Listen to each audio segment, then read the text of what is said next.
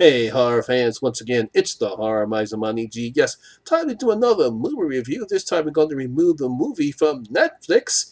He's out there! Oh boy. Now, He's Out There. It's a 2018 American horror film. It's directed by Quentin Lasser, written by Mike Scanlon. It stars Yvonne Strovelsky, I think that's how you pronounce her name, along with Anna and Abigail Poninsky and Ryan McDermott. This is a film that came on Netflix kind of last year. I believe it's supposed to be a slasher film. It's got some fantasy elements into it. I saw it a couple of days ago. Now let's see what I had to say about this one. Oh boy. Now, the premise of this story is very simple. We have, while on vacation in a remote lake house in the woods, we have a mother and her two daughters. They must fight for survival. They must fight for survival while falling into a terrifying and bizarre nightmare that was convened by a psychopathic killer. Yeah, it's your typical cabin in the woods. Well, this one, a lake house in the woods. Yes, that's what basically the premise of the movie is about. Here we go again. Now, again, like I said, here we go again. We have another one of these cabin in the woods scenarios here. This one here is a lake in the woods. But instead of we have teenagers or horny teenagers or young people that are going into the cabin in the woods and are stalked by a serial killer or some strange phenomenon or demonic forces. This time we have a mother, Lauren, and her two children, Maddie and Kayla. They're out in the countryside and they're all of a sudden attacked by a psychopathic killer. Now, I'm assuming that the filmmakers here thought that, hey, let's try something different with this old and tired cliche and slasher horror pictures. Instead of kids or teenagers or young adults, let's have a family come out here and let them get stalked by a killer. Well, despite that typical change, there's nothing new here. It's just the same old thing. Nothing new. There's some good elements in here, I'll give them that. But unfortunately, this film is kind of boring. And of course, we have the most annoying children I ever seen in a horror picture, which I will explain later in the storyline. Now, again, the setup is pretty simple. We have Laura and her husband, Sean, and her two children, Kayla and Maddie. They're going off to the summer, which they most likely must do all the time, in this nice lake house that they have right here. Now, the husband, he's going to come home later. He's got some other stuff that he has to do, which is never explained why. And eventually, by the time they get set up and everything is nice, the kids are playing, have this nice little house. We see the house is all set up and nice. We get some nice scenes in there. The kids wind up following this red string, and then we have this nice tea party set up for the little girls. Oh, isn't that pretty? Now, unfortunately, Maddie gets sick because apparently there were cupcakes there. Now, obviously, the cupcakes, this is what happened when you don't eat food that you know was not prepared by you or your parents. She gets sick. She spits out. The next thing you know, there's a little small note that comes out of her throat saying, hello. Now, of course, Kayla, she had a cupcake, but she didn't eat hers. We find out that there's some stuff inside of it, and she also has this little thing that says goodbye. Uh-oh, danger! Yes, it's not long before they find out that they are now being attacked by some crazy guy in the woods. They tried to escape, but when they realize that they're in danger, they tried to escape, but unfortunately, he's done something to their car, and now they gotta fight in order to stay alive. Oh boy. Now, for Quentin Lasser's first foray in directing a horror film, I will give him some credit because the film does look good. The cinematography is excellent. I love the setup that they do in here because when we do get to the house, this is basically a one location setting.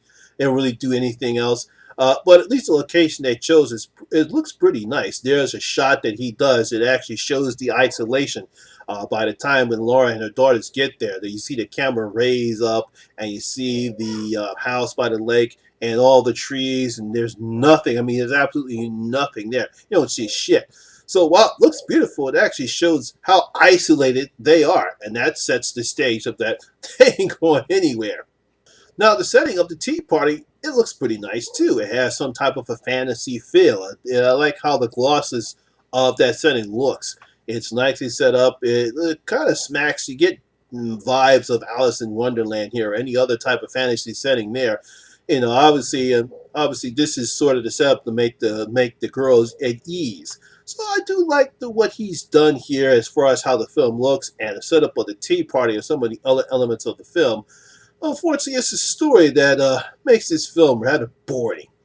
No, I don't know what Mike Scannell was trying to do when he wrote this particular story, but he did not do a very good job at all. First of all, there is no character build-ups here. We truly don't know anything what's going on. Is the reason why Sean, Laura's husband, can't get to the lake house in time. There's no character build-up as far as Laura is concerned. We just have her, we have her daughters, and that's basically it. There's no character build-up at all. And the worst thing about this picture are those damn kids. They are so goddamn annoying. Oh, God, please. Now, look, I understand when you're going to have children in a horror picture and you want to put them in a situation that they've never been. I can understand that some kids will react a certain way. But if you're going to do this in a horror picture, you cannot make the kids annoying. And unfortunately here, Kayla and Maddie, they're just annoying kids. They whine, they cry, they scream. They whine, they cry, they scream. It just drives you. It just drives the audience crazy. To the fact is, we just want them to shut up and be done with it. Now, I will give credit to Yvonne Strahovski. She does what she can in this particular script. Now, we've known her obviously from the TV show Chuck and Dexter, and she's been in a few good movies right here. I think the last time I saw her on TV was 24 Live Another Day, where she was pretty good in that. But in this one here, she tries what she can, but the script doesn't allow her to do anything other than do what a typical mother would do in this particular script. I mean, she's the only character that has a nice arc into it. But again, we don't have any character build up here. And that's about what you can do. Is you really can't do anything with the material that she's given. The main people I feel sorry for are the girls, Anna and Abigail Ponutsky. I think that's how you pronounce their names, right? That's Kayla and Maddie. The script just doesn't do anything for them. Again, if you're going to use children, especially in a horror movie, you can't make them annoying. You have to do something in order to get the audience to care. So unfortunately, that's the whole problem with this film is it's a boring story and these kids are very annoying. Now, even though we do get some nice practical effects and we do get a nice, decent on-screen kill, the actual killer, some guy in masks, we don't know his motivation is. Once he starts talking, he goes into this long exposition scene. By the time we get to the third act, is the reason why. And we're just left there wondering, it's like, is that it? You, you waited until now? What's so special about now? I mean, it's like you wait. There has to be something significant or some type of reasoning as to why he's attacking now. But the film doesn't go into any explanation as to that. He's just doing it now, and that really just doesn't make any sense. There has to be a purpose, but he has no purpose at all. So, another bad setup. If you're going to do this type of setup, at least try to do some originality of it. Try to do something different. That's the reason why Cabin in the Woods was such an effective movie, because it was something different.